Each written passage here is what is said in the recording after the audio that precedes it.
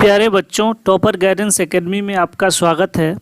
आज हम लोग 12th फिजिक्स में एसी करंट का सेकंड पार्ट हम लोग पढ़ने जा रहे हैं। चलिए स्टार्ट करते हैं।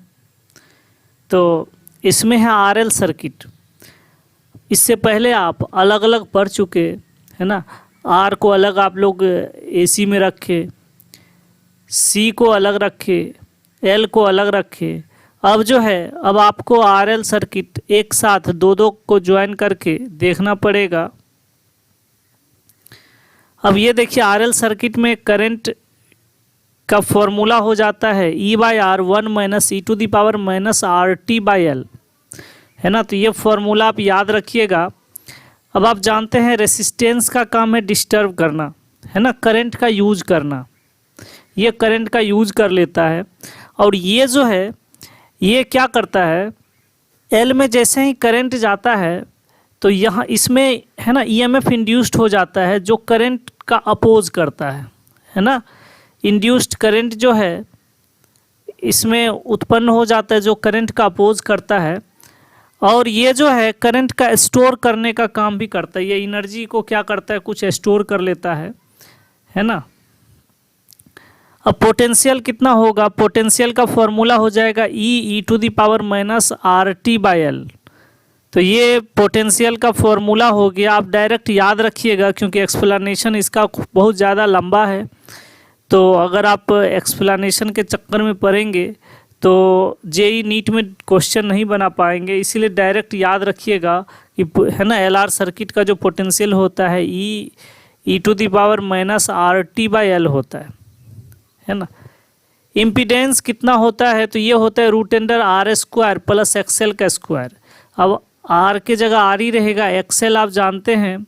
रेक्टेंस का फॉर्मूला होता है ω/L। तो ये हो जाएगा R² प्लस ω/L का होल स्क्वायर का अंडर रूट। अब tan phi है ना, ये फेज एंगल कितना होगा, तो ω/L/R। तो phi = tan 1 ω/L/R, है ना। अब यहाँ हमको भी पोटेंशियल निकालना है, फाइनल पोटेंशियल। तो VR² प्लस VL² हम लोग यूज कर सकते हैं। दोनों का पोटेंशियल मालूम हो तो हम लोग फाइनल पोटेंशियल इस फॉर्मूला से भी निकाल सकते हैं, नहीं तो ये फॉर्मूला आपको रटना पड़ेगा। चलिए आगे बढ़ते हैं। अब ये देखिए इसका फेजर डायग्राम देखिए। ये हमारा L का है, ये हमारा R है ना। R का तो कोई फेज एंगल होता नहीं है और आप जानते हैं L का जो है π/2 फेज एंगल होता है। ये π/2 से लीड करता है ना। तो ये हमारा इस दोनों का रिजल्टेंट ले लीजिए। तो ये हमारा क्या हो गया, फेजर डायग्राम हो गया। चलिए आगे देखते हैं। अगला है LC सर्किट। LC सर्किट में एक हम लोग L लेते हैं, एक कैपेसिटेंस लेते हैं, है ना। ये भी एनर्जी स्टोर करता है, ये भी एनर्जी स्टोर करता है। ये अपोज करता है, इसमें इंड्यूस्ड करंट डेवलप होता है। और ये है ना करंट को स्टोर करता है और थोड़ा अपोज भी करता है ना। तो ये दोनों स्टोर करने वाला ही है हमारा। तो यहाँ EMF जो होगा वो E0 sin ω/t हो जाएगा। करंट जो होगा E/2 sin ω/t - phi हो जाएगा। इम्पीडेंस जो हो जाएगा इसमें Z = XL - XC। tan phi = हो जाएगा XL - XC/0। तो ये हो जाएगा इन्फिनिटिव। तो phi = हो जाएगा π/2 क्योंकि tan इनवर्स इन्फिनिटिव होता है π/2।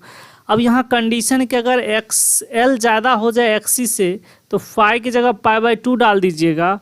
लेकिन अगर XL कम हो जाए XC से तो phi की जगह -π/2 रख दीजिएगा। अगर दोनों बराबर हो जाए XL और XC तो ω = 1/√LC हो जाएगा, जहाँ इम्पीडेंस जो है वो 0 हो जाएगा। तो ये रिजोनेंस का केस है, हम लोग आगे देखेंगे, है ना। चलिए आगे बढ़ते हैं। तो ये यहाँ L और C है हमारा और यहाँ से हम लोग करंट दे रहे हैं। तब इसका फेजर डायग्राम देखिए। फेजर डायग्राम है ना, ये हमारा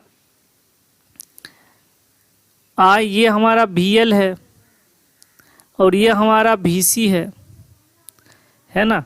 तो ये हमारा VL है, ये हमारा VC है। तो ये जो दोनों को घटाएंगे तो ये जो वेक्टर होगा ये हमारा VL - VC हो जाएगा। तो इधर हम लोग करंट रखे हैं और इधर हम लोग पोटेंशियल रखे हैं। तो ये हमारा क्या हो जाएगा, फेजर डायग्राम हो गया। चलिए आगे बढ़ते हैं। आरसी सर्किट, आरसी सर्किट में इस बार हम लोग रेसिस्टेंस लेंगे और कैपेसिटेंस लेंगे। तो ये हमारा कैपेसिटेंस है, ये हमारा कैपेसिटर है, और ये हमारा रेसिस्टेंस है। इसका पोटेंशियल Vc है और इसका पोटेंशियल Vr है।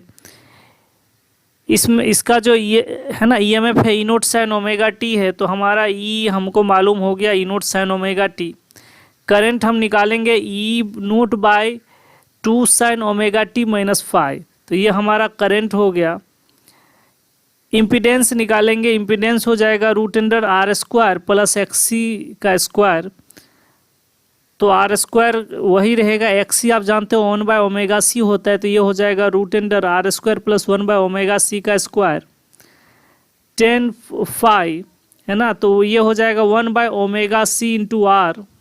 तो ये हो जाएगा 1 by omega C R. Phi is equal to हो जाएगा 10 inverse 1 by omega C R. Current leading of voltage 5। आप जानते हैं कैपेसिटर जो है ये 5 एंगल से क्या करता है, लीड करता है। तो हमारा अगर पोटेंशियल निकालना हो डायरेक्ट तो V square is equal to VR का स्क्वायर प्लस VC का स्क्वायर। अगर VR और VC दिया रहे तो अब ये फॉर्मूला से इसका पोटेंशियल निकाल सकते हैं। चलिए आगे देखते हैं फेजर डायग्राम। अब ये देखिए, ये हमारा रेसिस्टेंस है। रेसिस्टेंस तो है ना, इसका तो कोई फेज होता नहीं है, कोई एंगल्स होता नहीं है। तो इसको हम लोग करंट पर ही रख दिए हैं। और ये जो है, ये जो Vc है, ये देखिए ये नीचे रहता है, यानी इसका -π/2 एंगल बनता है। और आप जानते हैं कि VL है ना, ये L का π/2 प्लस में बनता है ना। तो ये निगेटिव π/2 एंगल बनाएगा। तो इसका रिजल्टेंट ले लीजिए, रिजल्टेंट ये होगा, ये इसका क्या हो जाएगा, फेजर डायग्राम हो जाएगा। चलिए आगे बढ़ते हैं। कर the total energy of system remains conserve. अब क्या है, वर्क पावर एनर्जी के अकॉर्डिंग टोटल एनर्जी जो होगा इस सिस्टम का कंजर्व होगा। तो ये आ जाएगा half CV square plus half LI square is equal to constant, है ना। तो ये हो जाएगा हाफ CV नोट का square is equal to half LI naught का स्क्वायर। ये दोनों बराबर हो जाएगा। चलिए अब तीनों सर्किट को एक जगह कॉम्बिनेशन करते हैं। तो ये हमारा पहला जो हो गया वो RL सर्किट हो गया, दूसरा जो हमारा RC हो गया, तीसरा हमारा LC हो गया।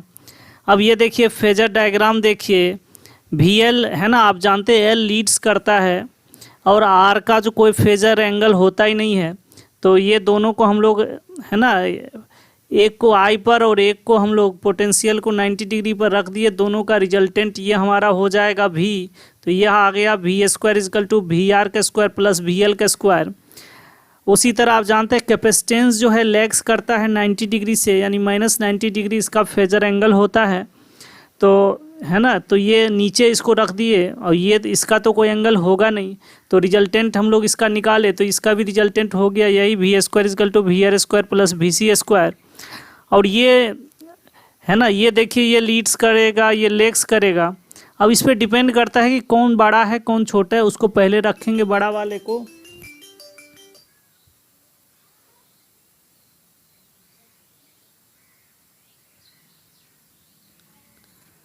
अब ये डिपेंड करता है कौन लीड्स कर रहा है कौन लेग्स कर रहा है। बड़ा वाले को हम लोग पहले रखेंगे और छोटा वाले को बाद में। तो मान लेते हैं VL ज़्यादा है VC से, तो हो जाएगा रिजल्टेंट इसका VL माइनस VC, है ना। अगर VC ज़्यादा हो जाएगा तो इसका रिजल्टेंट हो जाएगा VC minus VL। Phase difference की बात करें तो फेज डिफरेंस 0 से π/2 के बीच इसका होगा, -π/2 से 0 के बीच इसका होगा। और ये डिपेंड करेगा कौन ज़्यादा है। अगर XC ज़्यादा है तो आप जानते हैं फेज डिफरेंस माइनस में होगा, क्योंकि XC जो होता है वो लैग्स करता है -π/2 से। अगर मान के चले XL ज़्यादा होगा तो ये है ना π/2 पॉजिटिव होगा, ये होगा फाइजकल टू प्लस π/2। अब इम्पीडेंस देख लेते हैं। इम्पीडेंस हो जाएगा Z is equal to root under R square plus XL square. ये हो जाएगा RL सर्किट में Z is equal to root under R square plus X C का स्क्वायर ये हो जाएगा आरसी सर्किट में, और Z is equal to mod of XL minus X C ये हो जाएगा एलसी सर्किट में। अब z और f के बीच क्या है रिलेशन, इसमें z और f दोनों इंक्रीज होता है, इसमें f इंक्रीज होता है, z डिक्रीज होता है, और इसमें f जो है इंक्रीज होता है, z जो है पहले इंक्रीज होता है बाद में डिक्रीज होने लगता है। अब डायग्राम देखिए इसका, तो r है ना, z और r ये देखिए एक्सएल टेंस टू 0 है तो z जो होगा ये r के अप्रॉक्सली है ना इक्वल होगा। तो ये देखिए ऐसा डायग्राम इसका बना, इसमें क्या होगा एक्स सी टेंस टू 0 होगा तो z जो है वो एक्स सी के अप्रॉक्स में होगा, तो इसका डायग्राम ऐसे बनेगा, और इसमें z जो है अप्रॉक्स एक्स सी के भी होगा और एक्सएल के भी होगा, तो इसमें डायग्राम जो है ऐसे बनेगा। चलिए हम लोग आगे बढ़ते हैं, LCR सर्किट में आते हैं। अब LCR सर्किट दो टाइप का, या तो सीरीज में LCR होगा या तो पैरेलल में LCR होगा। LCR सर्किट में L भी रहेगा, R भी रहेगा और C भी रहेगा। तो इसका EMF हो जाएगा E naught sine omega T, current हो जाएगा I naught sine omega T plus minus phi, है ना, थीटा या फाई दोनों में से कोई ले सकते हैं, यहाँ थीटा ही लिए हैं, चलिए कोई बात नहीं। अब ये प्लस माइनस इसीलिए कि ये है ना लीड्स भी करता है और लैग्स भी करता है, वो डिपेंड करता है सिचुएशन पर। अल्टरनेटिंग करंट जो होगा लैग्स है ना लीड्स, देखिए दोनों है behind alternating EMF by omega, है ना ऐसा। रिजल्टेंट वोल्टेज जो होगा V is equal to root under V R का square plus V L minus V C का स्क्वायर। इम्पीडेंस जो होगा Z is equal to root under R square plus XL minus XC का स्क्वायर। अब एक्सएल एक्सी का value भी आप डाल सकते हैं। पावर फैक्टर जो होगा वो होगा cos theta is equal to R by Z, तो आर और जेड का वैल्यू ऊपर से रख दीजिए, तो एक्स है ना, तो हो जाएगा R by root under R square plus XL minus XC का होल स्क्वायर। एवरेज पावर डीके होगा E V I V cos theta, है ना। तो ये फॉर्मूला एवरेज पावर डीके का हो गया, कितना पावर उसका लॉस होता है, हीट उट में कुछ ना पावर तो लॉस होगा ही, तो एवरेज पावर डीके का ये हमारा फॉर्मूला हो गया। अब ये डायग्राम देखिए, ये हमारा आर है, ये हमारा एल है, ये हमारा सी है, इसका पोटेंशियल वी आर है, इसका वी एल है, इसका वी सी है, टोटल पोटेंशियल वी है जो हम है ना एसी करंट में देते हैं। अब इसका डायग्राम देखते हैं हम लोग, फेजर डायग्राम। अब ये देखिए आप जानते हैं एल जो है लीड्स करता है 90 डिग्री से, तो इसका ऊपर होगा। सी जो आप जानते हैं सी लैग्स करता है 90 डिग्री से, तो ये नीचे होगा। और आर का कोई फेज एंगल होता ही नहीं है, तो ये है ना हॉरिजॉन्टली करंट पर आ जाएगा। तो ये हमारा रिजल्टेंट हो गया वी एस। तो हमारा फाइनल है ना, ये देखिए ये दोनों को घटा लेंगे, या तो ये ज़्यादा होगा या तो ये ज़्यादा होगा। मान लेते हैं एल ही ज़्यादा होगा, तो ये दोनों का रिजल्टेंट हमारा यहाँ हो गया, तो इसको लिख सकते हैं वी एल माइनस वी सी। अब ये इसका है ना एक वेक्टर ये हो गया और एक वेक्टर ये हो गया, दोनों का रिजल्टेंट हम लोग निकाल लिए। तो हमारा फाइनली यहाँ V L minus V C plus V R ये वेक्टर के टर्म में हमारा रिजल्टेंट आ गया। यही फेजर डायग्राम हमारा हुआ। अब वेव डायग्राम इसका देखिए, ये वेव डायग्राम है, ये आर जो है 0 से शुरू होगा, है ना, और एक जो है π/2 से ऊपर से शुरू होगा, एक π/2 नीचे शुरू होगा, यानी कैपेसिटर वाले को नीचे शुरू कीजिएगा और है ना रेक्टेंस वाले को ऊपर से शुरू कीजिएगा।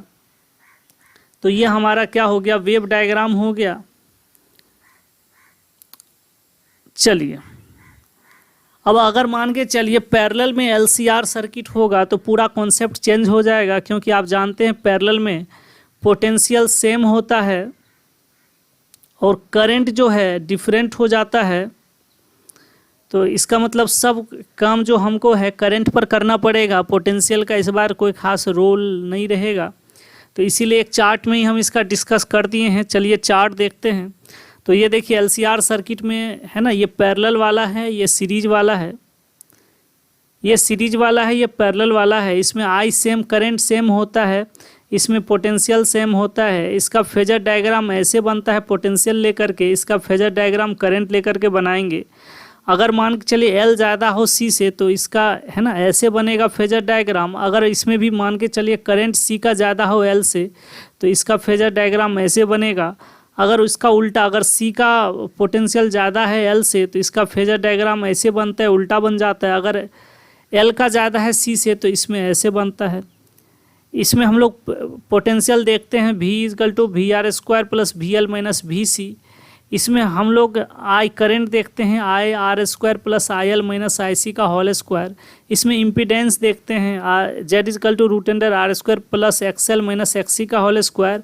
इसमें एडमिटेंस देखते हैं Y=√G² + SL - SC का स्क्वायर। इसका फेजर एंगल होता है XL - XC/R। इसका हो जाएगा SL - SC/G, या इसको IL - IC/IR लिख सकते हैं। इसमें देखिए ऐसा हमको इम्पीडेंस टेंगल बनता है और इसमें एडमिटेंस टेंगल ऐसे बनता है। तो क्वेश्चन देखिएगा LCR सीरीज का है या पैरेलल का है, उसके हिसाब से आप कॉन्सेप्ट डायरेक्ट यूज़ कीजिएगा और बना लीजिएगा, क्योंकि AC करंट उतना आसान है नहीं, इसीलिए ज़्यादा एक्सप्लेनेशन के चक्कर में नहीं पड़ना है, फिर नोमरिकल्स क्वेश्चन नहीं बनेगा, आपसे डर लगने लगेगा नोमरिकल क्वेश्चन से। डायरेक्ट फार्मूला को याद रखिए, प्रैक्टिस कीजिए और डायरेक्ट यूज करके क्वेश्चन बनाइए। वीडियो देखने के लिए बहुत बहुत धन्यवाद। Thank you so much.